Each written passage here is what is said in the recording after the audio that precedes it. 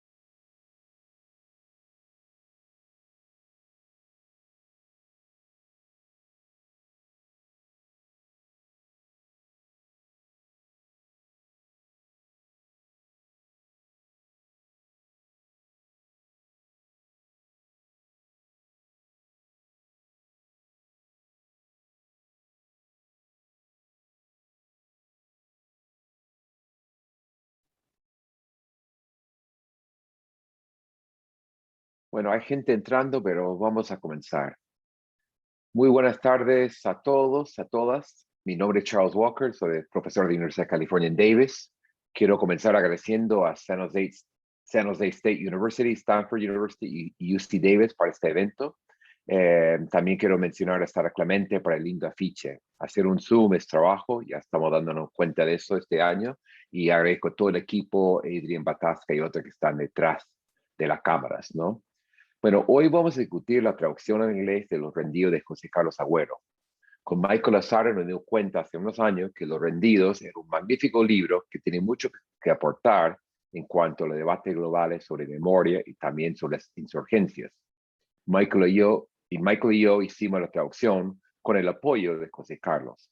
Debo subrayar o mencionar el gran ojo de Michael, su talento como traductor, su excelente inglés y su talento de entrar con mucha profundidad a la obra de José Carlos. Como nos pareció que faltaba desarrollar algunas ideas de José Carlos, desde su experiencia de niño a sus reflexiones sobre los derechos humanos y el concepto de perdonar, propusimos añadir una entrevista. Lo entrevistamos por 2 días largos y muy entretenidos en Lima. La entrevista, o mejor dicho, la conversación, va al final del libro. También con Michael escribió una introducción extensa sobre el libro, sobre José Carlos Agüero y los debates que el libro provocó en Perú. Bueno, hoy contamos con Michael Azara, mi co-traductor, coautor y amigo del Departamento de Español y Portugués, también de Global Affairs de UC Davis. También con los comentarios de doctora Jimena Briceño de Stanford University, de la División de Literaturas, Culturas e Idiomas, todo en plural, que me parece muy bien. Y también José Carlos Agüero mismo. José Carlos es un escritor, ganador de varios premios y activista de derechos humanos, entre muchas actividades. Nuestra idea hoy es comenzar con los comentarios de Jimena Briceño, Después Michael va a leer una pequeña sección del libro en inglés y de ahí pasaremos a la intervención de José Carlos. Queremos hacer todo lo posible para dejar tiempo al final para preguntas del público. Lo pueden hacer a través de chat o también vamos a permitir en directo. Que pedimos por favor que sean preguntas o comentarios muy breves, no ponencias. Reconocemos que mucho tiene que ir a la 1 o a las 3 de la tarde, hora Lima, pero continuaremos, o sea, después de esta hora, unos 10 o 15 minutos más. O sea, la idea es 1 hora y hay algo más de YAPA para continuar el diálogo. Entonces, dejo el evento en manos de Jimena Briceño. Muchas gracias. Gracias, Chuck y Michael y José Carlos por la invitación. Yo realmente estoy muy contenta de poder estar acá conversando con ustedes. La última vez que los vi a los tres en el mismo lugar, creo, fue en 2016, cuando pasaron por acá para esa conversación con José Carlos. Y entonces ahora ha pasado bastante tiempo y bastantes libros desde entonces hasta acá, ¿no? Y creo que es una oportunidad singular la de comentar la traducción de Los rendidos al inglés en un contexto de pandemia, porque creo que en estos meses hemos todos vivido un duelo que no conocíamos, un duelo que va a ser una experiencia sobre la cual vamos a estar reflexionando muchos años seguramente, y que traigo a colación porque me parece que es hasta cierto punto un duelo sin una fuera, es decir, es un duelo expandido. Y creo que ese es un motivo central en Los rendidos que quisiera comentar un poco con ustedes hoy en el tiempo que tengo. Me parece además que es fantástica la oportunidad porque tenemos que pensar que cuando uno lee Los rendidos como The Surrender es como si lo leyera por primera vez, y hay algo que tiene que ver con ese lenguaje de la pérdida que ustedes han traducido muy bien. Entonces voy a hacer un pequeño recorrido en algunos puntos que quiero mencionar, ¿no? Lo primero es que, bueno, la traducción de cualquier libro de una lengua a otra, ¿no?, implica expandir su posible campo de lectura, y como académica peruana trabajando en los Estados Unidos no puedo sino alegrarme de contar con esta traducción, porque creo que hay dos aspectos del libro de José Carlos que importan para pensar en la manera de hacer posible este cruce entre los límites de las lenguas, ¿no? Por una parte está su lugar de enunciación único, digamos que esta posibilidad de conseguir hablar desde un lugar que era tabú, como escritor, como historiador y activista de derechos humanos, pero también hijo de padres militantes de Sendero Luminoso y ejecutados extrajudicialmente, para ofrecer un texto que combinaba las memorias personales con la reflexión sobre la experiencia de la violencia durante y después del conflicto en el Perú. Eso en sí mismo ya es un reto, y eso en sí mismo ya es un cruce de las posibilidades de lo que el lenguaje puede decir, ¿verdad? Pero además, no es menor el reto de traducir un libro así. Cuando se trata de un libro que trabaja desde lo que provisionalmente, y digo provisionalmente porque justamente me estoy enfrentando contra la estética desde donde trabaja José Carlos, ¿no? Quiero llamar provisionalmente una estética negativa o apofática, ¿sabes?, en la medida en la que recorre ideas, marcos conceptuales y afectivos, incluso a veces los propios recuerdos, para contemplarlos, cuestionarlos y afirmar una posición de paz, evitando constantemente la confirmación de campos semánticos que construyen una lógica antagónica, ¿sí? Esa es la manera en la que yo entiendo el gesto / metáfora de rendirse. Y creo que un ejemplo muy bueno lo podemos encontrar en Persona, que viene antes pero después de la traducción, ¿verdad? Cuando José Carlos tiene en la última parte del libro esta especie de lo que llamaríamos en inglés doodles o garabatos que tenemos que pensar como si hubieran sido hechos durante el proceso de la escritura, y hay dos personajes como de caricaturas que tienen un pequeño diálogo y dice: si no fueras un resto, ¿qué te gustaría hacer? Poesía. Qué duro está el mercado laboral, ¿no? Y yo pienso que esa ironía en el remate de esa conversación, qué duro está el mercado laboral, que explica la transformación del resto a través del trabajo y el deseo de entender, de recuperar supuestamente, de restituir, ¿no? Tiene que ver con esta manera en la que los rendidos también trabajan con y contra la posibilidad de erigir una estetización y una fijación, la manera de fijar semióticamente todo su trabajo, ¿verdad? En el libro. Y eso es algo que realmente nos permite pensar en un lenguaje que es muy difícil de traducir porque nos enfrenta a una experiencia de duelo realmente inédita, en la medida en la que todos, como practicantes del lenguaje, hacemos parte de esa experiencia a pesar de que nos elude, ¿verdad? Es una idea de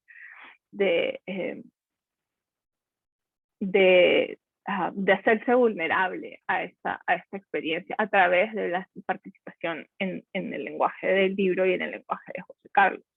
Entonces yo pienso que hay dos cosas sobre eso que quisiera discutir o que ustedes discutan al final de la conversación hoy. Y es este cambio del subtítulo del libro. Pasamos de los rendidos, el don de perdonar, a los rendidos, o The Surrender Reflections by a Son of the Shining Path. Y me parece que también además hay una transformación que tiene que ver con el tiempo que ha pasado y las experiencias que han recorrido, que ha recorrido José Carlos y que ha recorrido también la gente que puede leer este libro. Es decir, hemos visto las fotos que aparecen en la tapa, ¿verdad? Estas que estaban en el afiche. Esa foto no existía cuando salió el libro por primera vez. Y también el libro está acompañado de un glosario, una línea de tiempo histórica, un mapa, la introducción, como mencionaba Chuck, y la entrevista, ¿no? Y por eso creo que hay dos aspectos de la traducción que yo quisiera mencionar. Una es la manera en la que se cuenta el conflicto, que tiene que ver también con lo que Chuck mencionaba sobre cómo The Surrender es un libro que se puede estudiar desde los Estados Unidos como parte de la historia de la insurgencia en América Latina. Pero también hay algo en eso que hace parte de una discusión en la que estaba involucrada en Stanford y otros espacios, que es el problema de contar, ¿verdad? Contar como contabilizar, pero también como narrar.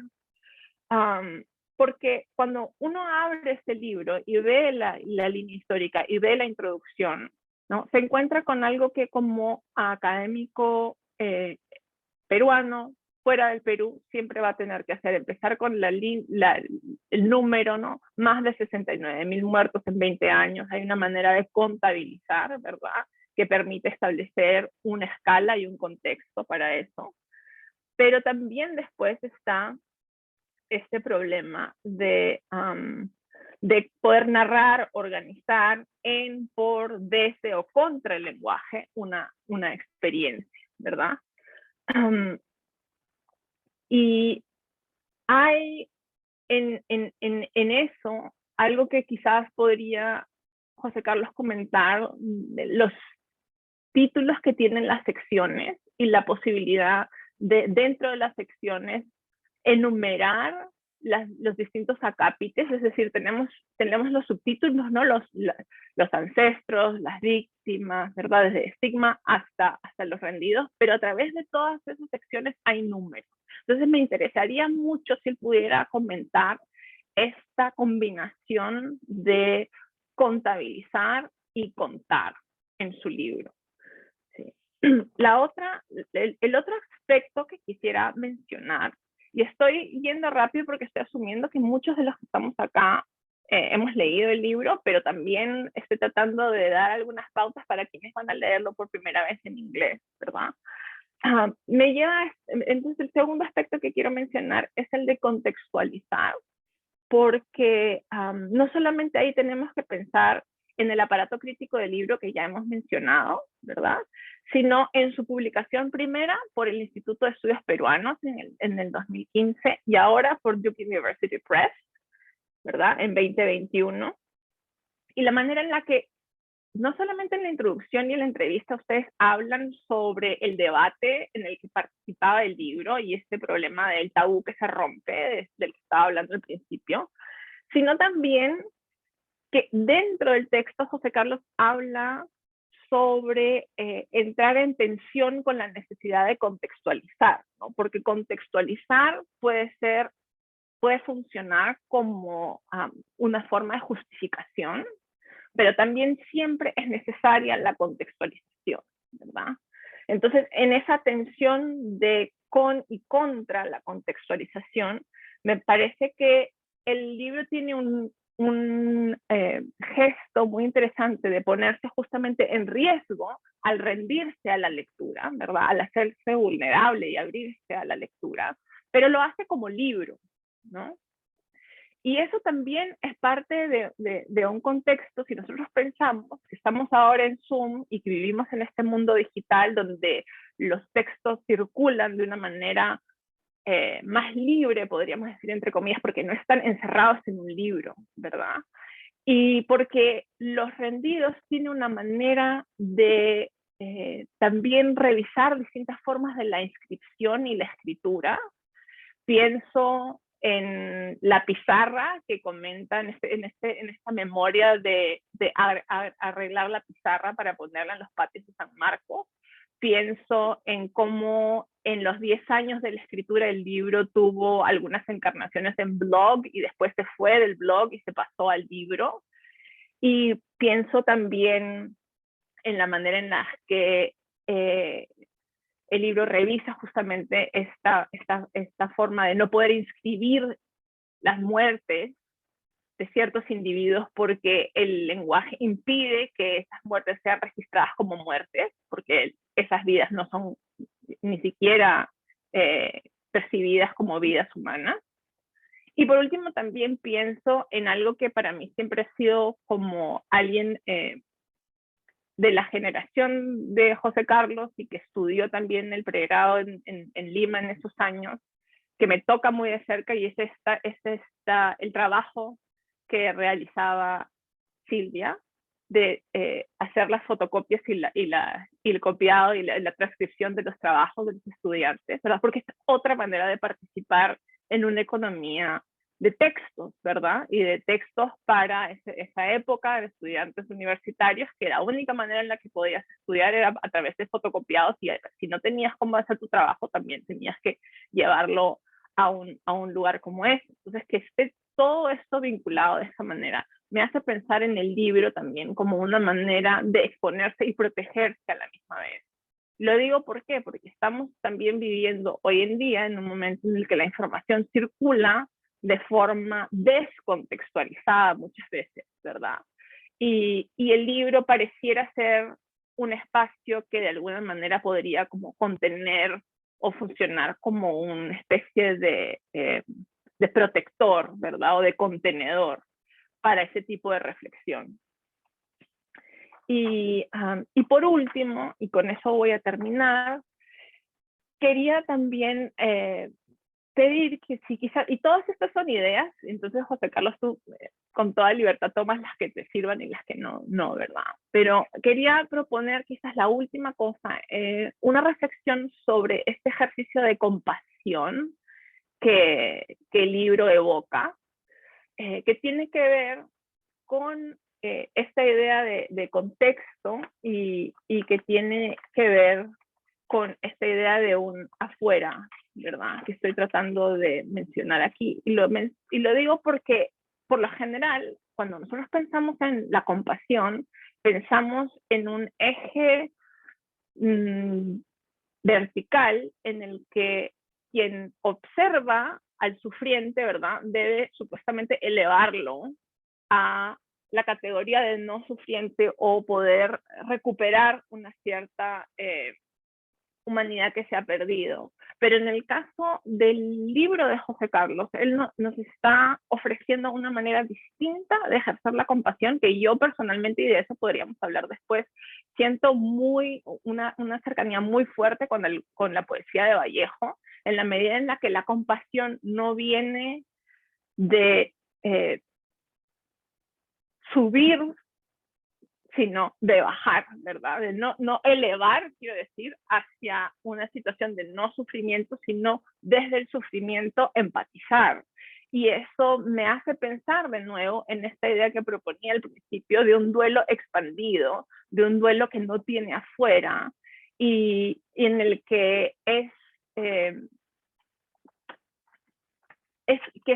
la posición más vulnerable, ¿verdad? Que es la posición quizás de los rendidos. Entonces, esos serían mis 5 centavos para la discusión. Les agradezco muchísimo.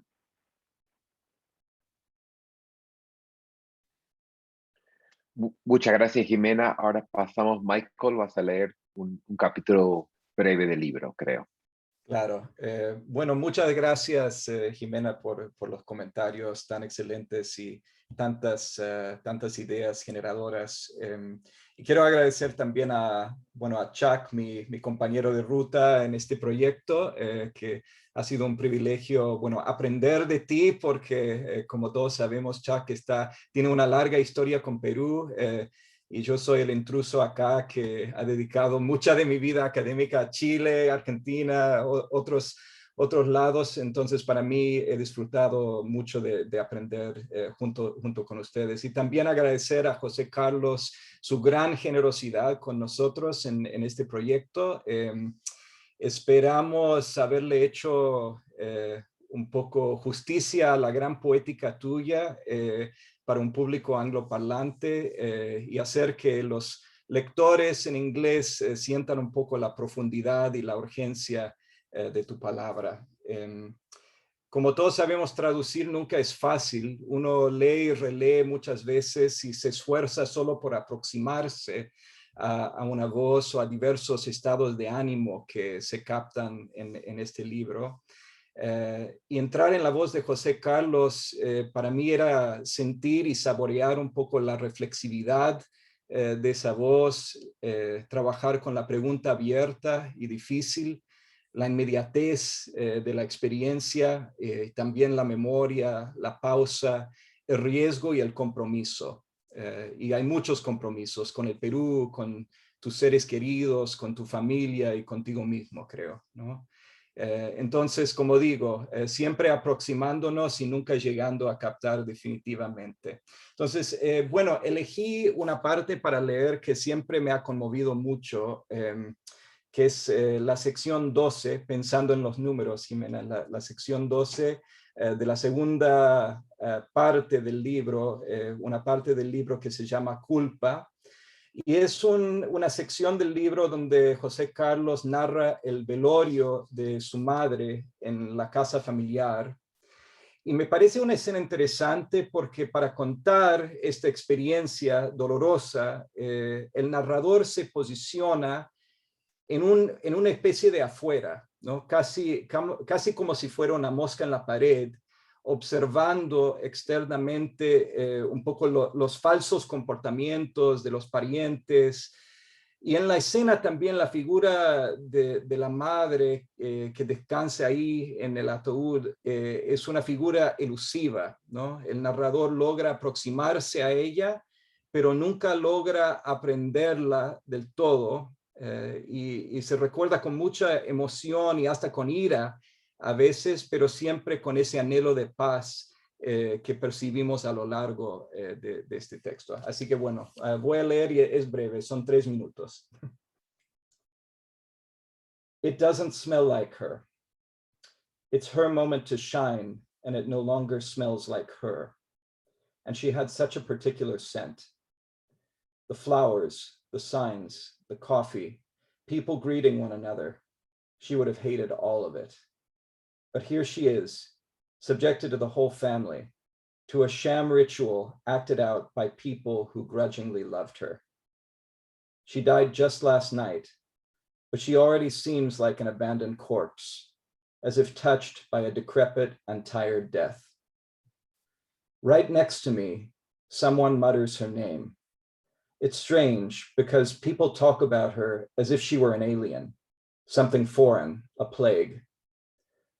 I'd like to leave, but convention dictates that I stay. So I stand in the corner, observing what I perceive to be a theatrical troupe improvising blindness.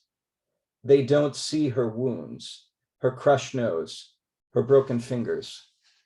She died of death, that's all. Her bloodstains are shrouded in secrets, and by the jokes people tell at wakes, and by the blue doilies strewn around the room. There she lies, drying up like an awkward mummy. It might seem like I'm crazy, but at that moment, I know that by some force of inertia, her body is still repeating what she was dreaming yesterday. When defeated and exhausted by torture, she dreamed of death. I can't stand it. I want her to get up. I want all these people to leave us alone. I'd love to have the courage to scream, "Get out of here, cut the charade. I know you're all happy now. The dead woman walking is really dead. The cursed one, the terrorist, the bitch is dead. At long last, you don't have to be afraid anymore. So get out of here. You don't have to wait around to see if she comes back to life." But I do nothing. I just look at her there, dreaming in echoes. Like an idiot, a coward, I close my eyes to see if by magic I can locate her in the darkness, to see if in my mind I can sing a song to her on a Paraguayan lagoon, or promise her that I'll be all that she dreamed I'd be. But there's no magic here. There's nothing more than noise in this room and this heat and hands patting me on the back. It's absurd, I know, but I still feel. I move toward the exit with my eyes closed.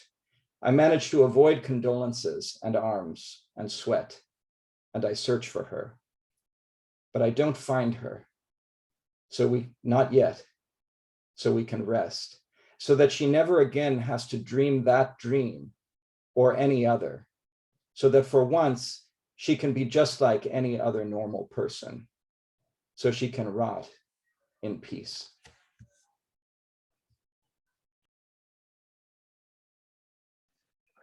Muchas gracias, Michael. Da una idea de los que no conocen el libro, lo fuerte que es la excelente prosa de José Carlos y la capacidad de traducción, sobre todo de Michael. Bueno, pasamos a los comentarios, reflexiones de José Carlos. Adelante.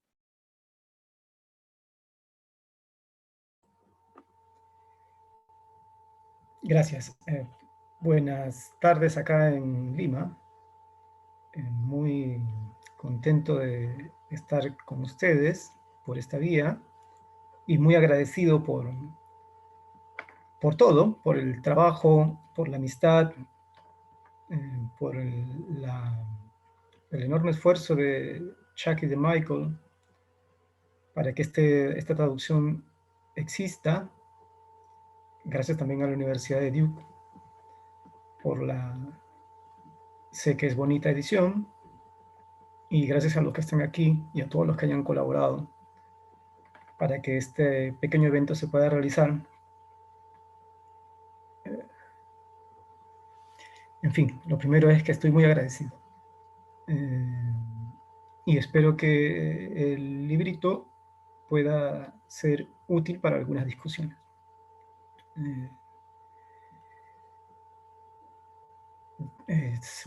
Sé que debe haber sido una chamba, un trabajo muy complicado el de la traducción. Sé con cuánta seriedad lo tomaron, cuánto debe haber trabajado Michael. La entrevista que viene al final es muy curioso. Yo entiendo su necesidad, pero era algo a lo cual yo estaba inicialmente un poco reacio, porque tiene que ver con algo que mencionaba Jimena, y es que da muchas explicaciones contextuales, digamos, entre biográficas y entre académicas, a cosas que es justamente un poco contrario al proyecto del libro, pero que se entiende en tanto es otro tipo el público, es otro espacio donde se va a compartir, y cosas que en el Perú o inclusive en América pueden estar, si no sobreentendidas, se pueden interpretar, pues más lejos ya no. Y se requieren entonces soportes para que si hay algún comentario o alguna reflexión que vale la pena, pues se pueda sacar provecho de ella. Así que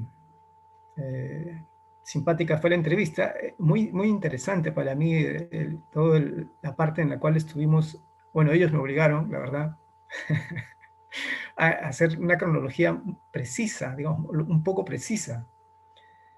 Que no es que no esté yo acostumbrado, pero estaba acostumbrado a hacerlo cuando trabajo otros temas, ya no como para hacerlo con mi vida. Y bien interesante porque al hacerlo eh, se puede notar la enorme distancia que hay entre la memoria y hacer historiografía, por ejemplo. Eso es muy, muy importante. Y dicen muchas cosas tanto del el tipo de libro que es Los Rendidos, que no es una obra historiográfica, como de la reflexión que lleva ejercitar alguna de esas dos rutas, ¿no? En Los Rendidos, como en casi toda mi producción, luego de Los Rendidos, me interesa sobre todo discutir los significados de los procesos sociales.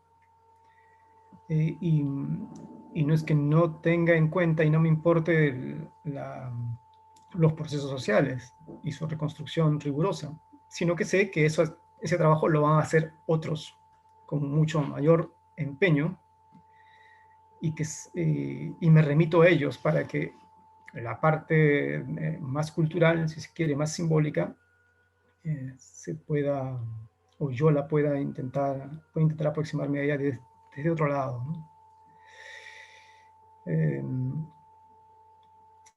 Pero bueno, eso en principio, recordando ese ejercicio de hacer la línea de tiempo, me pareció complicado. Me di cuenta que qué confusa podía estar también mi memoria, mi recuerdo de las cosas que había escrito en Los Rendidos,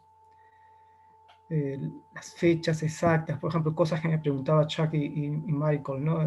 Ya, pero ¿en qué año fue que se fueron de este barrio a este otro barrio? Ya, sí, yo decía, bueno, más o menos es en este barrio, porque a mí lo que me importaba no era, cuando lo escribí, era tanto la reconstrucción de mi proceso familiar, sino qué significaba cada cosa en el proceso familiar. Pero dije, bueno, igual es importante, y me di cuenta que me costó muchísimo trabajo, siquiera aproximarme. Yo creo que ahí está más o menos hecho el trabajo. Pero es importante, de hecho es importante porque quizá en el futuro se pueda, o me interesaría escribir algo un poco más justo en relación con, por ejemplo, algunos procesos de la militancia de mi padre, que, bueno, en tanto cuando escribí Los Rendidos me importaba otra cosa, tenía otro tipo de objetivo político, si se quiere, al escribir el libro. Al repasar la cronología me di cuenta que, no me di cuenta, digamos, se hizo más notorio, digamos, la ligereza con que traté su proceso de adscripción al Sendero Luminoso, lo que se llamaría ahora su radicalización.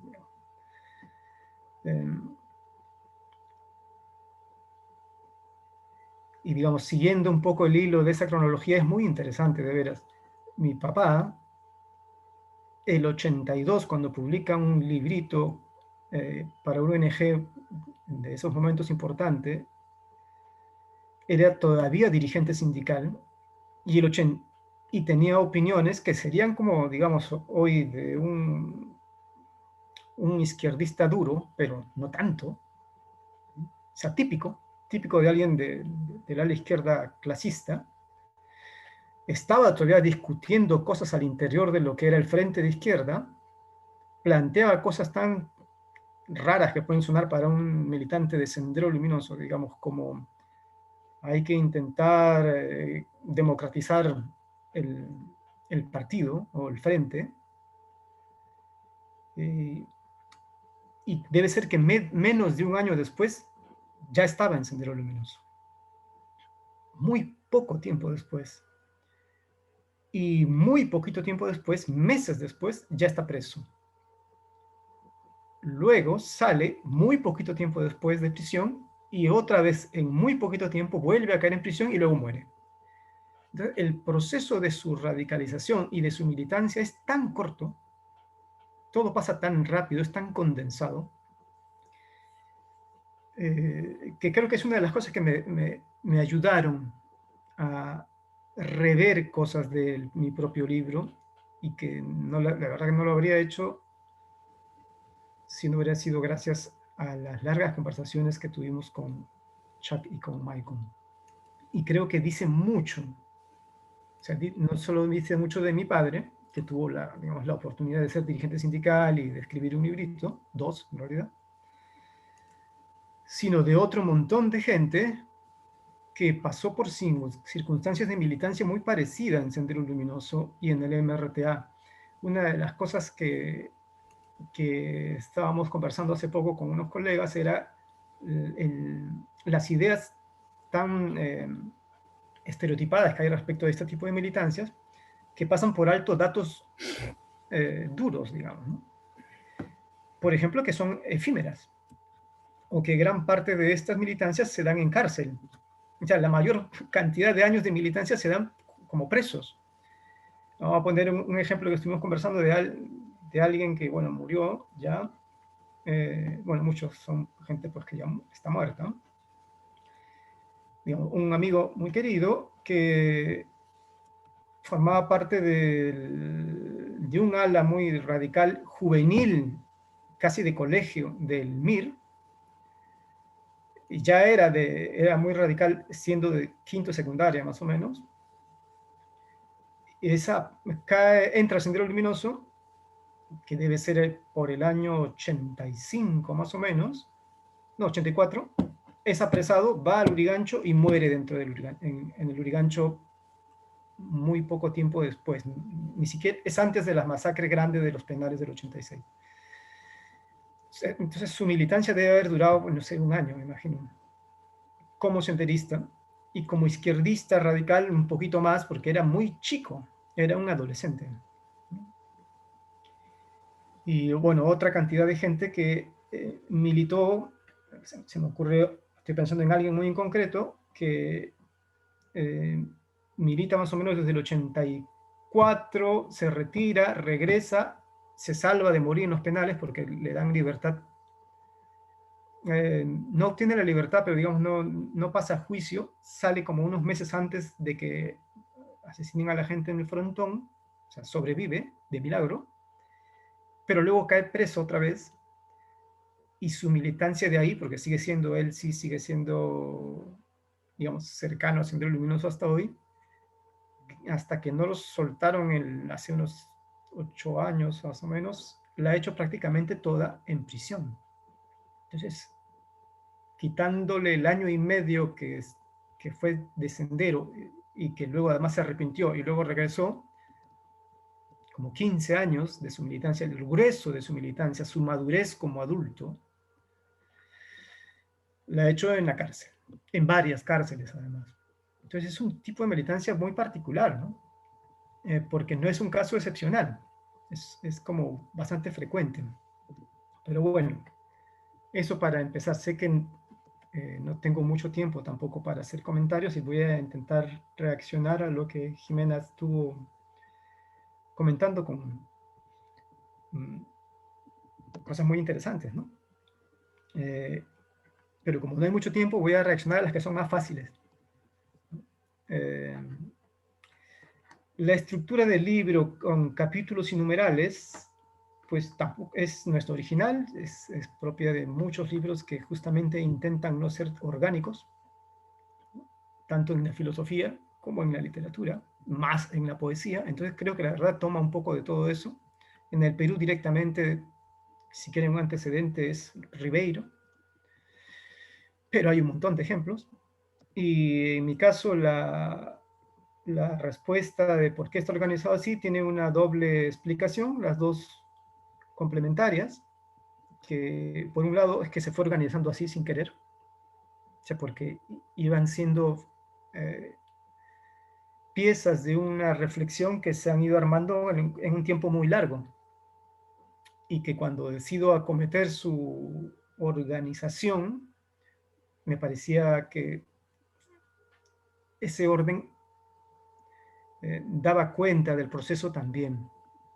Y no tenían, yo por lo menos en ese momento, la intención de convertirlo en un ensayo académico con una estructura más clara de demostración. Aunque, de hecho, como se sabe, o lo he contado muchas veces, hubo que convencer a los editores de que esa era una manera apropiada de contar también, digamos, ¿no? Porque en principio la idea fue que esa cosa que había escrito con numerales y con un lenguaje académico, o más bien pseudo académico, por decirlo de alguna manera, me pusiera serio, dejara de lado todos esos romanticismos de telenovela mexicana y escribiera un ensayo como Dios manda, ¿no? Y que más o menos ese fue el pedido. Y yo lo entiendo, digamos, no es que me moleste, la verdad, sino que entiendo. Y entonces hubo que ni siquiera negociar, sino conversar por largo tiempo para explicar que a mí no estaba de acuerdo, que el librito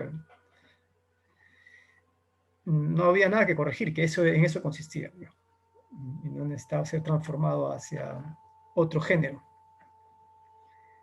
Pero por otro lado, está bastante claro también para mí, está bastante claro y lo he seguido utilizando, la enumeración, la narración a través de numerales o de párrafos que no necesariamente se concatenan unos con otros según una argumentación racionalizante,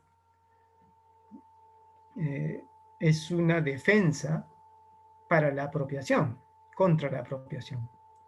Y como a mí me importa mucho ese tema, como creo que se nota sobre todo en un libro posterior, en persona, pues esa es una razón muy importante. Es decir, ¿cómo hacemos para que las experiencias que ya en sí decaen en una escritura, la experiencia nunca puede ser trasladada de manera inmediata ni inmanente, pero ese esfuerzo de trasladar una experiencia no sea convertido tan rápidamente en cultura, en el sentido de consumo cultural por parte de quienes están a cargo de la traducción cultural, ya sea la academia, el arte o inclusive la política. ¿Cómo evitarlo? Pues hay varias maneras que a uno se le puede ir ocurriendo. A mí era una de esas. Una de esas era justamente la fragmentación, la numeración, el uso de muchas preguntas retóricas, hay que reconocerlo. Muchas preguntas son retóricas totalmente. Soy consciente, pero también la exposición de lo que podría parecer, creo, en cierto sentido, posiciones contradictorias. Es decir, tanto el argumento como el contraargumento, aunque solo es una apariencia. En realidad, voy a poner un ejemplo. Hay un capítulo, creo que es el más extenso, donde intento conversar acerca de lo que puede estar significando la discusión en torno de la víctima. Que sigue siendo un tema, ¿no? Sigue siendo un tema, sigue siendo un asunto no solo académico, sino de nuestra interacción social muy importante.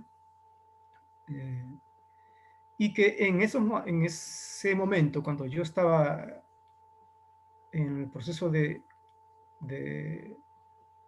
redacción del libro, como en la forma que tiene ahora, o sea, el 2012 más o menos, hace ya bastante tiempo, pues había una discusión importante, no solamente en el Perú, muy poca, pero fuera del Perú era fuerte. En Argentina, sobre todo en Argentina, en Chile un poco menos, pero en Europa fuerte, en España fuerte, y digamos pesaba mucho la influencia, como creo que hasta ahora, sí, no, sin duda hasta ahora, la influencia de Fassán, ¿no? Y de la gente que, digamos, de alguna manera desarrolla o sigue alguna de las ideas de Fassán en torno de la crítica al humanitarismo. Entonces, la crítica al humanitarismo es una crítica a la categoría de víctima como central para la estructuración de la conformación de la memoria o de las narrativas sobre la memoria. Bueno, yo era consciente de eso porque en el Perú lo que había, sin entrar en la discusión teórica, porque creo que en el Perú no se ha producido, o a nadie le ha interesado mucho meterse en eso, sí se producían en las monografías que iban saliendo. Y se iban soltando algunas consideraciones al respecto, que se pueden resumir muy simplemente. Es la progresiva construcción de la agencia del sujeto en la violencia política, en la guerra, en el conflicto armado interno, la recuperación de su calidad de actor, aunque ya sobre todo rural, en algunas zonas del Perú, en Ayacucho sobre todo, y por lo tanto un intento de explicarlo como parte de un largo proceso de micropolítica o de política a secas, ¿no? Del campesinado. Más o menos, eso es un poco lo que estaba pasando, y eso acababa por entenderse como una superación de la manera de narrar desde el enfoque de derechos humanos.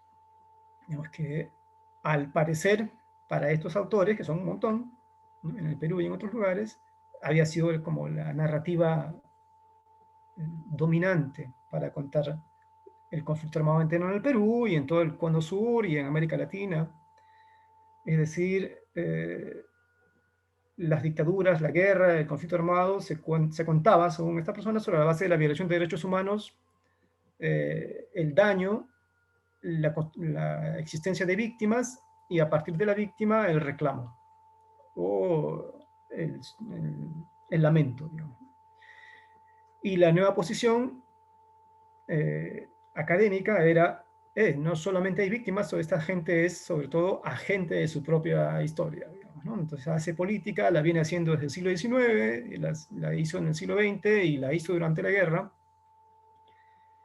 Por lo tanto, el víctima ya no nos dice lo mismo. Y bueno, lo que hago en ese capítulo es dar cuenta de ese proceso, pero pensar qué significa ese proceso. No es que no tomar partido, porque ambas cosas son ciertas, ¿no?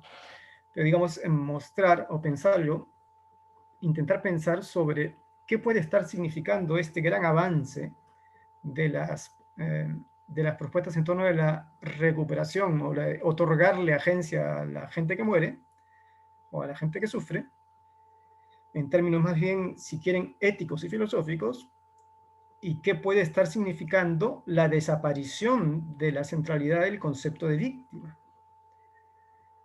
Entonces, a mí me parece eso simbólicamente y culturalmente muy interesante, más allá en fin, de discusiones que intentan imponer sobre alguna de ellas como la que cuenta mejor las cosas, la que da cuenta mejor de una realidad. Yo, la verdad, sobre eso no puedo opinar. O sea, no sé qué es lo que cuenta mejor la experiencia de la gente. Sé que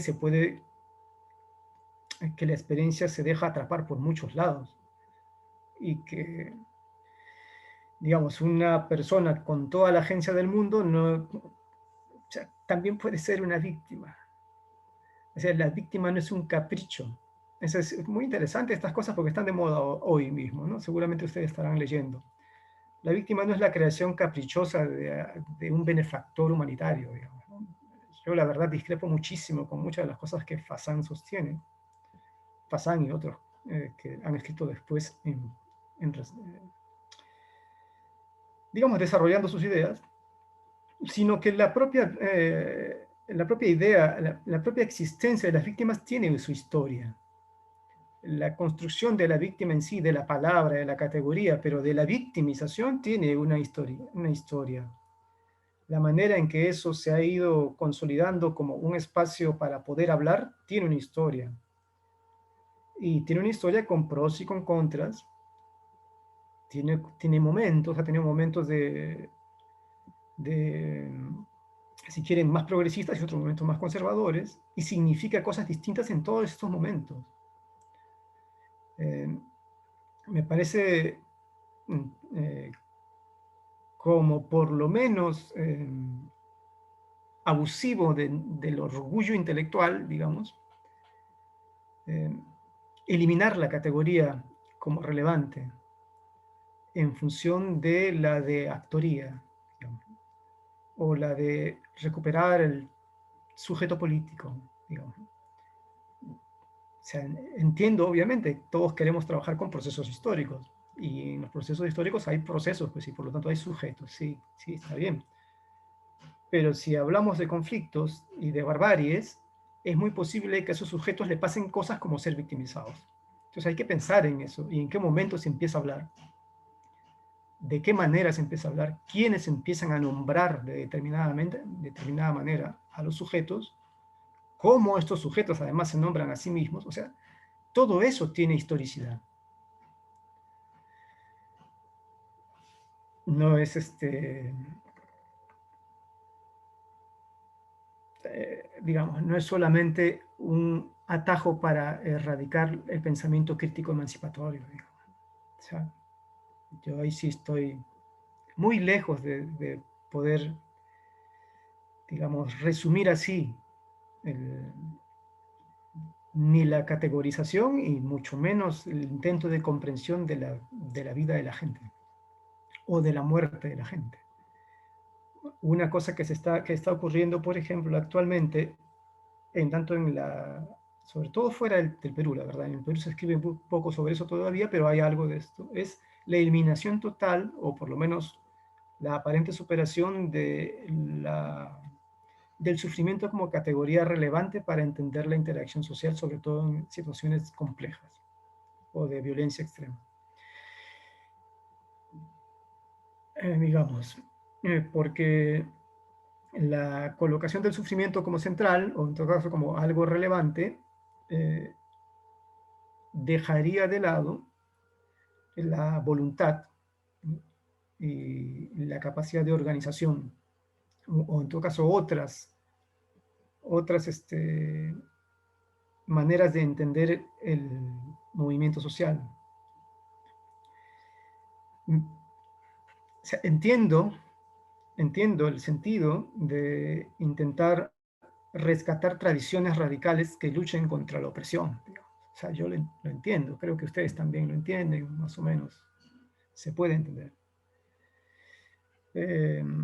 Y las tradiciones radicales en el Perú y en todos lados son tradiciones, entonces tienen un pasado, tienen procesos largos, tienen componentes simbólicos, literarios, culturales, tienen hitos, en fin, se van reactualizando y transformando.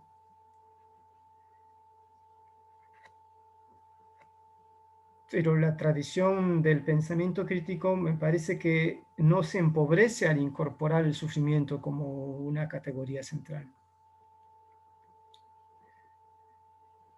¿Para qué negar lo obvio? Digamos? Me parece como...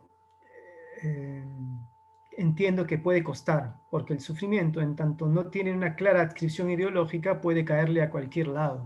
Puede caerle también al emancipador.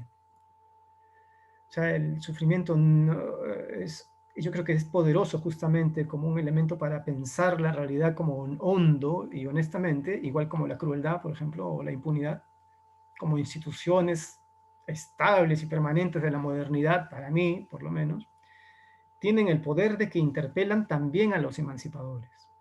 O sea, también interpela la racionalidad militante. Interpela, obviamente, el poder abusivo y extremo, ¿no?,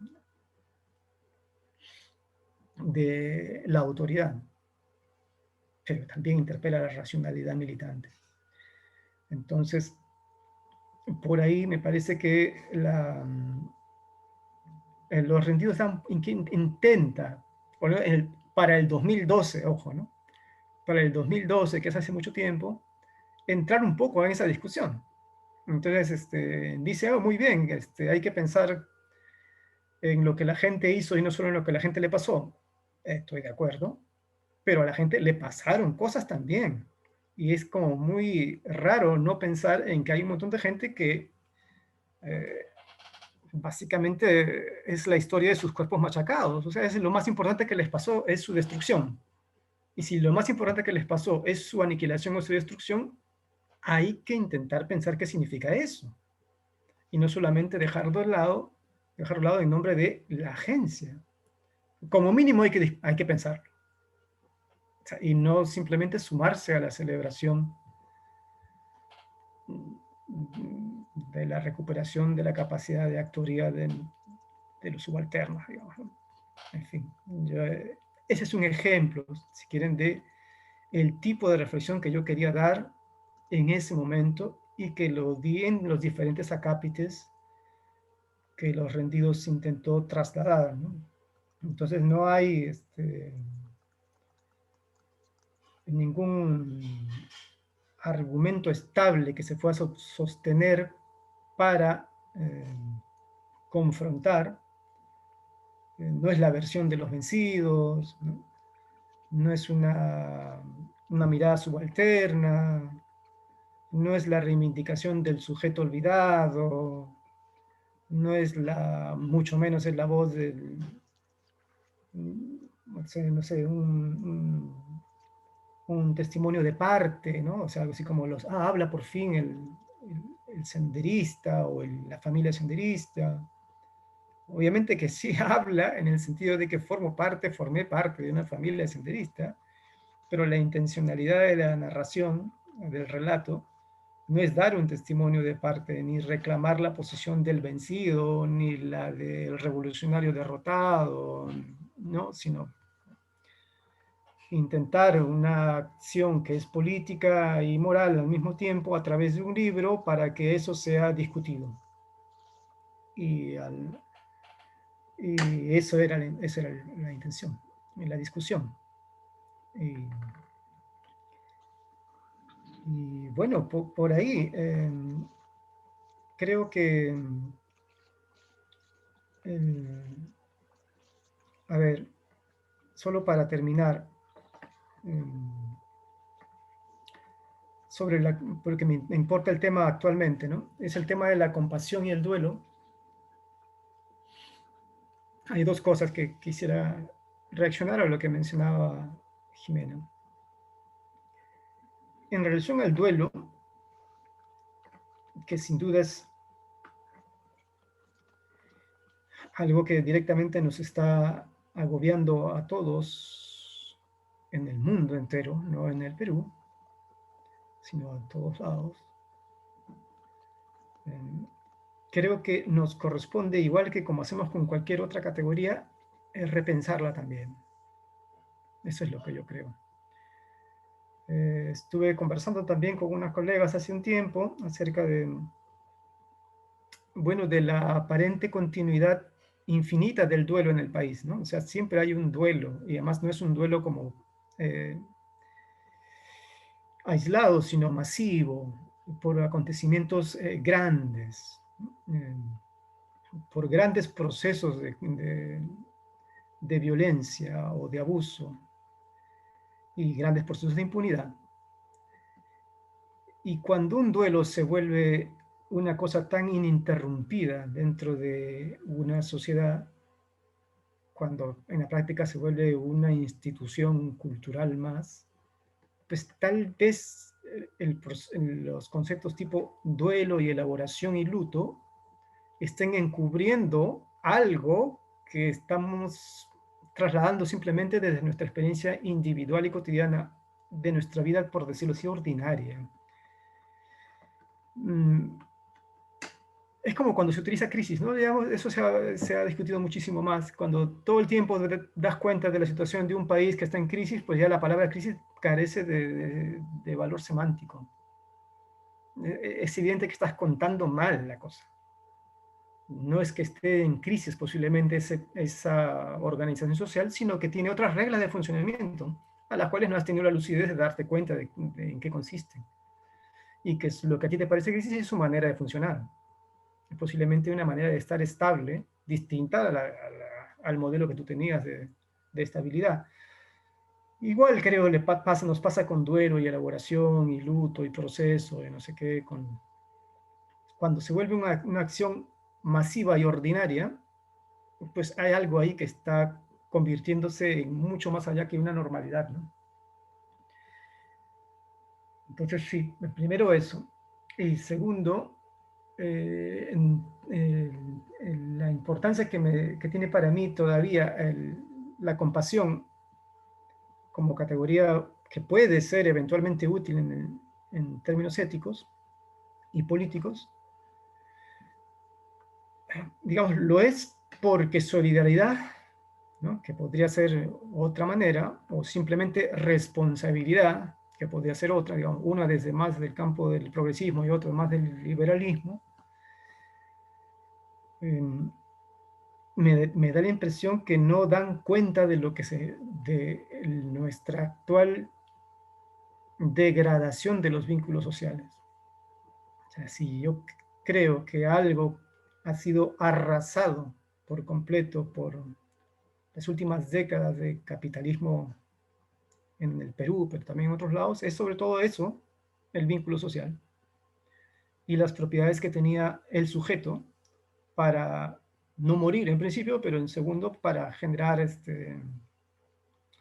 permanencia en el tiempo y vínculo, para tener algún tipo de atribución sobre sí mismo, sobre su destino, y para poder establecer relación con otros.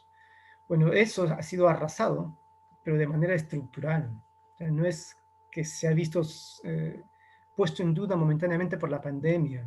La pandemia, digamos, lo ha llevado a un extremo, nos ha demostrado la fragilidad del vínculo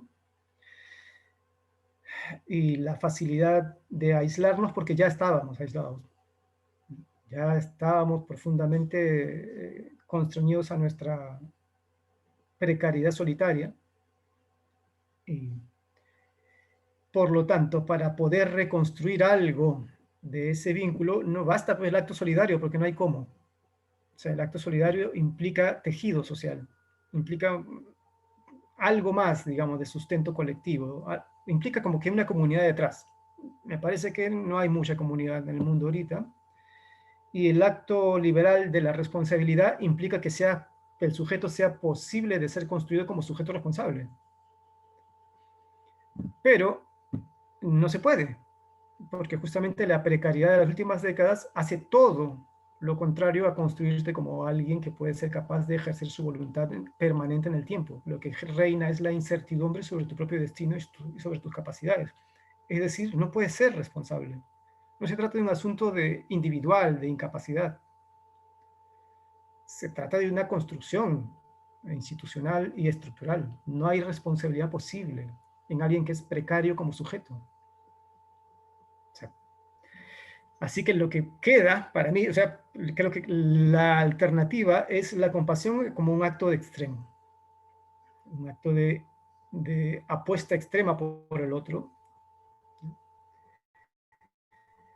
y casi de consumirse en el otro, pero es una respuesta radical justamente a la ausencia de los otros dos soportes. Entonces sí me sigue importando en ese sentido. Y nada, yo lo dejo por ahí porque ya hace rato que creo que debe haberme pasado el tiempo. Y si hay algún comentario o pregunta, muy gustoso de poderlas atender. Bueno, muchas gracias, José Carlos. Sí, seguramente la pregunta, vamos a dar tiempo a Jimena a contestar. No sé si alguien tiene una intervención, pregunta. Veo, mano, estoy muy torpe en esto. Adelante, que directamente puede ser por chat o si quiere puede prender su micro y preguntar, por favor.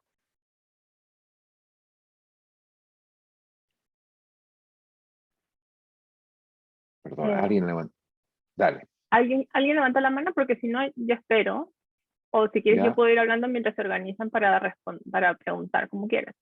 Alguien levantó y se puso tímido Listo. y ya no. No, Jimena, no, entonces. go ahead.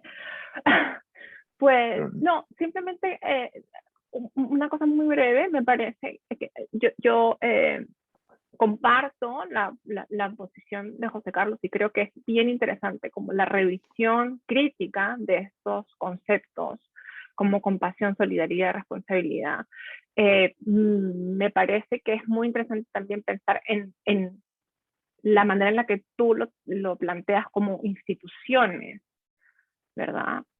Porque no necesariamente, digamos, yo hacía referencia a la compasión como una estética, pero obviamente podemos pensarla como parte de una institución una institución social que tiene que situarse, que tiene que ver cómo verse entonces en términos también históricos, ¿no? Y creo que su pareo con precariedad o precariado justamente nos podría dar como una buena conversación para pensar de otra manera lo que estás planteando sobre el duelo. Es decir, si todo es duelo, entonces, entonces ya no es duelo. Es bien interesante también justamente por la manera en la que desde la filosofía y desde la ética estamos pensando la posibilidad o no de hacer duelo sobre vidas pasibles de duelo, ¿no? Como grievable lives, ¿verdad? Butler y otros. Entonces creo que ese es un proyecto, o sea, es una manera también de reenmarcar el proyecto como la revisión de estas instituciones de vínculo social, ¿verdad? En el Perú contemporáneo o en estas discusiones que tú estabas planteando. Eso es solamente lo que iba a decir. Ahora me callo para que alguien más pregunte. Pero muchas gracias. sí, hay un comentario, por ejemplo, que, Sheila, ¿está bien que lo lea yo? ¿Lo quieres hacer tú? Hola. Sí, adelante. Pues primero, gracias, José Carlos, por este libro. O sea, me acaba de llegar ayer, entonces me puse a leer, no he terminado, pero es muy impactante leer el libro y gracias también por la intervención. Súper interesante. Conozco Perú porque he trabajado allá en proyectos arqueológicos. Entonces, pero mi área de estudio es México. Y por supuesto en México están pensando en muchas de las mismas preguntas en cuanto a qué hacer con la agencia de las víctimas, ¿no? de violencia, de situaciones en que parece que el cuerpo que se queda ya no tendrá agencia. Entonces, ¿cómo trabajar con eso? Y cómo comentar Jimena, por supuesto, hay mucha interacción teórica con gente como Butler, pero también me hizo la pregunta porque yo trabajo mucho con Cristina Rivera Garza, una escritora que también es teórica y está cuestionándose muchísimo sobre qué hacer con estas situaciones, con estos cuerpos y estas agencias, y ella tiene la idea de una agencia trágica, ¿no? O sea, tal vez hemos elevado el concepto del individuo, ¿no? El cuerpo, o sea, completo del individuo como la fuente de la agencia, ¿no? O individuo separado como la fuente de la agencia, mientras Cristina está pensando en cuestiones de comunidad, ¿no? En cuestiones de los lazos, que aún los cuerpos que ya no tienen vida todavía tienen esos lazos. Y yo creo que tu libro realmente muestra esos lazos complicados, ¿no? Entonces, no sé si hayas trabajado o hablado con gente de México, de otras partes en cuanto a esto, porque yo creo que es algo que está en el aire, ¿no? Gracias, muchísimas gracias.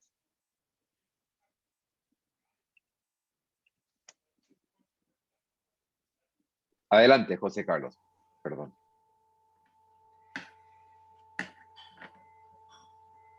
Empezando por el final, sí. Sí.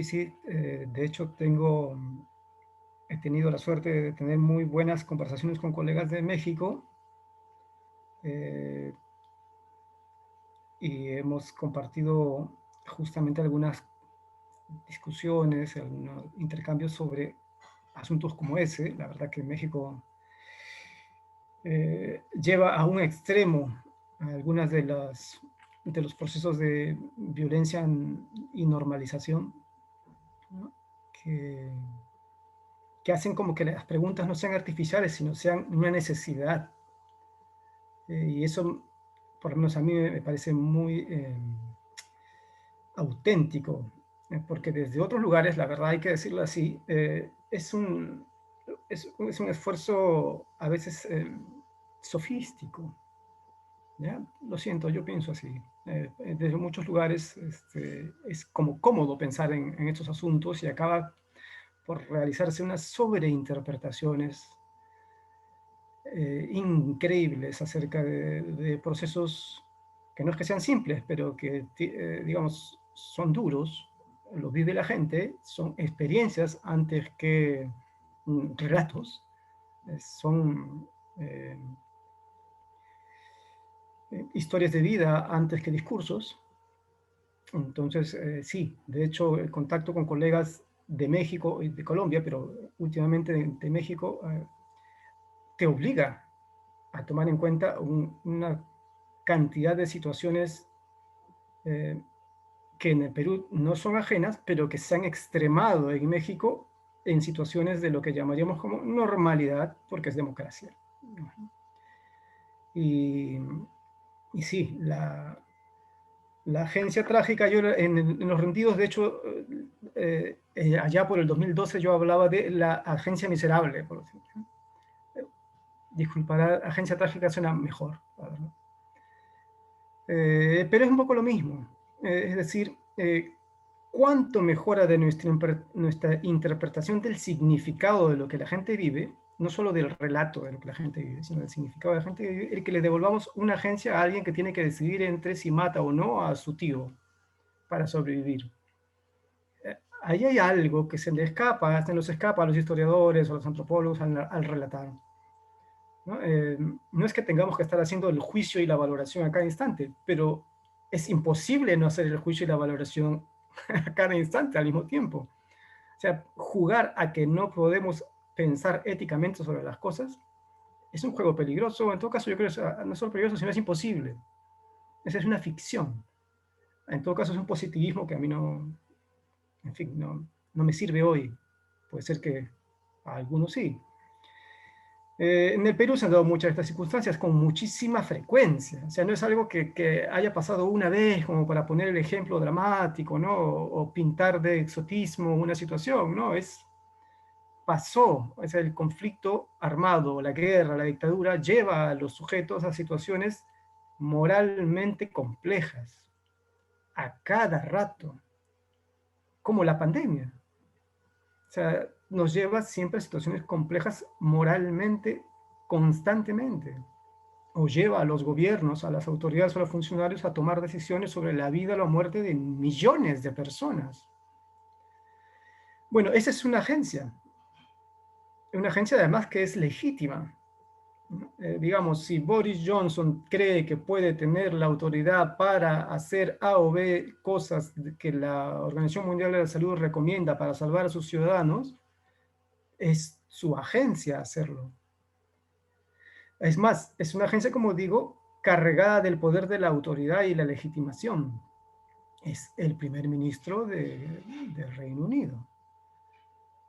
Pero es igual una agencia triste porque lo que va a conseguir es, primero, que está constreñido por un montón de factores, sobre todo por me imagino, las fuerzas económicas que lo llevan a tomar estas decisiones, sus propios pensamientos y la realidad de que esas medidas, por lo menos las del inicio del año pasado, van a tener un costo en la vida directamente de un montón de gente, o más bien en la muerte de un montón de gente. Bueno, estas decisiones las han tomado todos los gobernantes del mundo en los últimos años, en el último año y medio. Todo el tiempo. Y los doctores, y los enfermeros, y los policías, y hasta las familias, ¿no? Cuando tienen que salir a trabajar o no. Es decir, evadir el ámbito de la moralidad en el acto de la vida cotidiana y más aún en el acto político, en fin, me parece una pretensión que no nos podemos dar el lujo de hacer. O sea, tenemos que afrontarla. Y pasa también, pues pasa en México, como pasó en Perú en la época del conflicto armado, donde tenías comunidades enteras, o pueblos, digamos, pueblos, de zonas rurales, pero también de zonas urbanas, ¿no? Que es una historia menos contada, que tenía que decidir sobre a quiénes mataban o a quiénes no para poder sobrevivir. O sea, eso pasó mucho. ¿Qué adjetivo se le puede poner a esa agencia? O sea, ¿es una agencia que vale igual que la de alguien que tiene que escoger entre si vota o no por el candidato de izquierda o de derecha? No es igual. No. O sea, tiene cualidades distintas y se ha producido en un contexto distinto y creo que tiene también una historia distinta. Igual tiene unas consecuencias distintas y un significado para la vida distintas. Entonces, cuando hablemos de agencias, como mínimo, digo yo, ya para no ponernos profundos, ¿no? Para no ser tan fastidiosos, como mínimo pongámonos descriptivos. Y digamos, bueno, por lo menos noto que hay esta cantidad de posibilidades, digamos, ¿no? De agencias, ¿no? Ya no voy a reflexionar más, no quiero, no está de moda, no sé, ya. Por lo menos voy a constatar, pongámonos en el nivel más básico de la constatación y digamos que hay estas cosas que pasan en la vida, ¿no? Cuando uno ejerce su agencia. A, B, C, D. Y da la casualidad de que muchas son lo que llamaríamos como que agencia más, casi parece un castigo tener una agencia así. O sea, es doloroso tener una agencia así. Mejor que alguien decida por mí. Bienvenida a la esclavitud, maldita sea. Es mucho más difícil ser un sujeto moral y un sujeto político que... En ese sentido me parece, sí, interesante reflexionar sobre todas estas categorías que no solamente están de moda, sino que guían nuestra interpretación de los, no solamente académicamente, sino de nuestra vida y nuestra interacción social. Como duelo, como decía Jiménez, ¿no?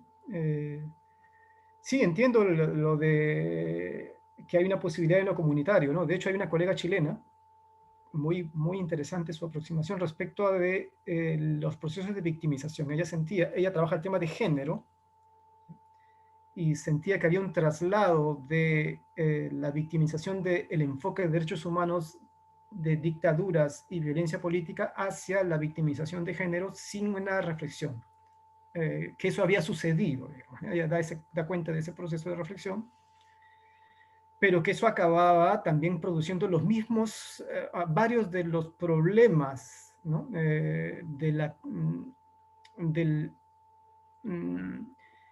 Del uso automático de la categoría víctima, digamos, ¿no? Digamos, la construcción de realidades binarias, la falta de matices, la carga de propiedades positivas en la víctima que no se condicen con su interacción y su contexto, los atributos, los no atributos, cierta pasividad que se ampara en, digamos, en fin, una serie de cosas medio sacras, en fin, una cantidad de cosas que habían sido replicadas por el movimiento feminista al utilizar de manera crítica un aparato que venía y que ha sido útil, obviamente. Eso, como digo otra vez, es una historia. Entonces, es útil en un momento. Entonces ella, que es una feminista muy moderna, digamos, muy de estos momentos y muy en la discusión del Chile actual, intentaba una construcción de la víctima desde el lado digamos, desde el compartir, digamos, es difícil de explicar ahorita, pero es algo así como que colectivamente sí podríamos hablar. Individualmente tiene todas estas otras cosas que sabemos que pueden tener como pasivo hoy un enfoque solo victimocéntrico. Pero si comunitariamente nos sostenemos, ¿no? El ser víctima no acaba siendo ni un pesar ni un atributo, ¿no? Sino, para utilizar una jerga, un capital político. O sea, puede ser posibilidad de transformación. Digamos, estoy traduciéndola mal, ¿ya? Y no voy a... su trabajo está en proceso, pero me parece poderoso por ahí. Es una manera de salir de la trampa, digamos, ¿no? Hay otras también, puede haber otras. Y lo mismo pasaría con duelo, creo, como tú lo mencionabas. O sea, yo creo que primero, claro, para mí pasaría por reconocer que la violencia no es anormal, ¿no? Y que la crueldad no es excepcional, que la incertidumbre de la permanencia de los cuerpos no es un dato efímero, sino que es un dato sólido, digamos. Y a partir de eso ver entonces qué significa duelo, ¿no? Para qué tipo de sujeto construido así en esta modernidad, ¿no? Donde el sujeto casi no dura, o sea, dura poco, está en permanente riesgo de no durar. Entonces creo, para mi parte, habría que partir de ese reconocimiento básico. A eso, si se llama sufrimiento, si se llama de otra forma, ya sería una cuestión de convenciones. Por ahí. Bueno, ya Héctor Hoyos tiene una pregunta, pedimos que sea breve y la respuesta sea breve porque muchos tienen que irse ya, pero muchas gracias. Sí, Héctor. más que una pregunta, un comentario y gracias por esta maravilla de encuentro que organizaron. Cuando José Carlos hablabas de la contraenumeración argumentalizada, ¿no? De ir en contra de la enumeración argumentalizada, lo que me llevó a pensar es que en tu trabajo no hay diferencia entre forma y contenido, hay una continuidad entre forma y contenido y eso lo encuentro riquísimo. Para otro momento habría que conversar y también ojalá con Michelle Clayton, que estaba en el público, sobre la relación con el trabajo de Vallejo. Creo que en yo lo que conozco de tu trabajo lo conozco de oídas a través de Jimena, pero me impresiona que como que cada vez te la juegas, como que cada acto de denunciación es un acto político y no está rutinizado por el lenguaje, sino que sucede en el lenguaje. No sé muy bien tampoco cómo decirlo, pero mi reacción es que si yo tuviera que explicarle a un estudiante de mis clases de literatura por qué es problemático hablar en términos de forma de contenido, diría, miren lo que pasa en estos textos. Es todo.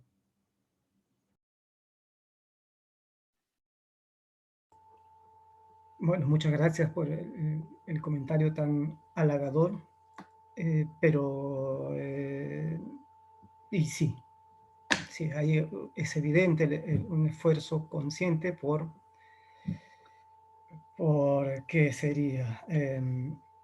Suspender el sentido común, digamos. Y entonces para poder suspenderlo hay que utilizar todas las armas que el discurso nos da. El discurso nos quita, el discurso nos da. Hay que intentar salirse del discurso, pero ya lo sabrán los compañeros que estudian filosofía, casi como que es la realidad. ¿Cómo hacemos? Bueno, no sé, pero creo que por lo menos es algo así como dejar constancia de que somos conscientes de que cuando estamos haciendo el discurso lo podemos suspender. Y para hacerlo, no basta con relatar nada más. Hay que, bueno, por lo menos yo encuentro por ahora como recurso del pobre utilizar todas las armas que tenga a la mano. Si es la fragmentación, será la fragmentación, si será la pregunta retórica, será la pregunta retórica, si la enumeración, la interpolación de testimonio, la constante cita, entre comillas, o referencia académica, pero que la considero parte de una conversación para no darle lugar de autoridad dentro del libro, no es lo que me interesa. La incorporación de lo gráfico, pero no para ilustrar, sino para generar imaginación que va más allá de la narración, la incorporación de la poesía como posibilidad de descubrimiento más allá del relato. Pero todo esto de veras es igual, siempre será como ensayar formas siempre infructuosas de enfrentarse al discurso que finalmente nos organiza. Pero sí, eso. Ya, Carmen Valdivia, una pregunta breve, porque ya y se acaba el Zoom. Gracias, Carmen. Hola, José Carlos, mucho gusto escucharte y voy a leer el libro en inglés porque una lectura después de estos años va a ser súper enriquecedora. Mi pregunta es sobre esta práctica del terruqueo. Es tan común ahora y, como tú dices, ha vaciado el significado de lo que tú, tú por otro lado estás tratando de enriquecer esa conversación, ¿verdad? Con tu trabajo, como otros escritores lo hacen. ¿Prevés que esta práctica tiene tal vez algo a favor para el diálogo o ves que simplemente va a seguir como vaciándose de significado?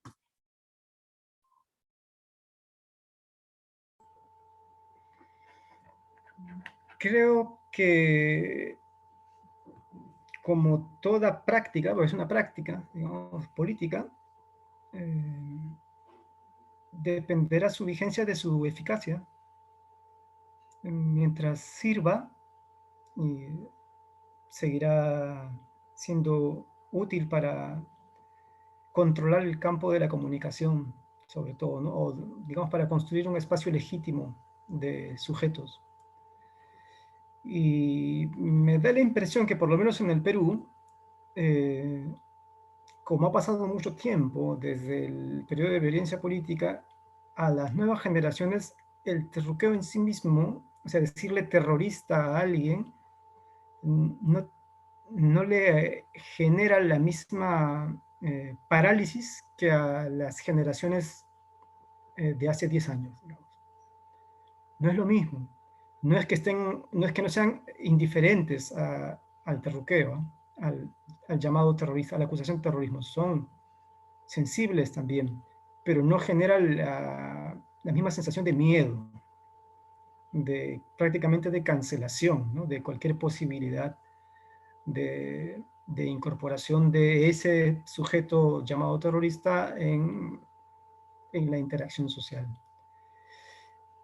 No sé, siempre se puede reactualizar, porque ha sido tan útil para controlar y organizar la gubernamentalidad, digamos, en las últimas décadas, por todos los países, en el Perú también, que bueno, encontrar categorías de poder tan útiles siempre, no sé, debe ser difícil. Así que si yo tuviera poder, intentaría llenarla de contenidos nuevos para que siga sirviéndome en mi beneficio. Pero creo que como todo, se va moviendo.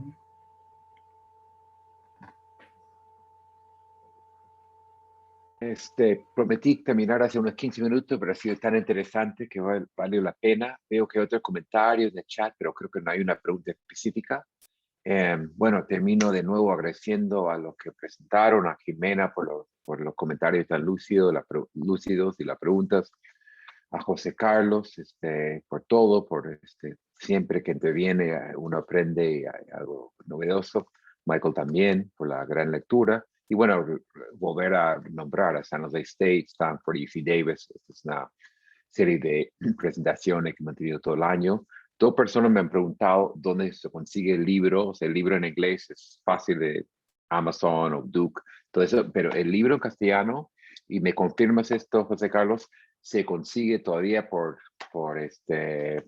Amazon, creo, ebook, se puede, lo que prefieren leerlo en castellano. Se consigue, bueno, obviamente biblioteca, librería, pero se puede bajar el ebook, me acaban de confirmar. Sí.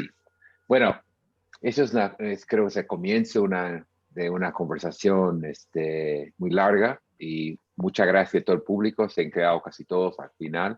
Y de nuevo, muchas gracias a todos y muy buenas tardes. Hasta luego. Gracias.